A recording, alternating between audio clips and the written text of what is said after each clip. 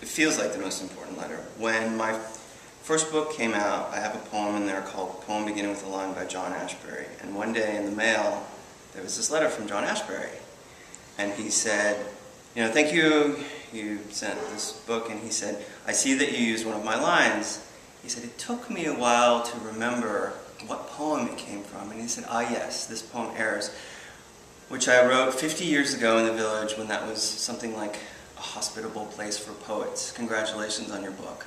An interesting letter that I received was one that Adrienne Rich wrote to me in the 1970s, with which I couldn't agree, saying that there was no reason for a woman poet in the 20s to be writing in metrical forms, and my response was that one didn't write the way one wrote because of anything except what impelled one to write, and that was a discussion that was ongoing in various essays for quite a few years. And needless to say, or perhaps not needless, but Adrienne Rich is one of the poets I most admired over decades and decades, and to whose work I keep going back. So that was why that discussion was important.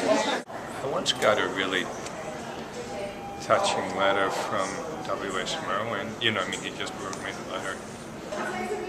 a letter of support that said, thank you for your interest in my work, signed William Merwin. So, I mean, that meant a lot to me at the time.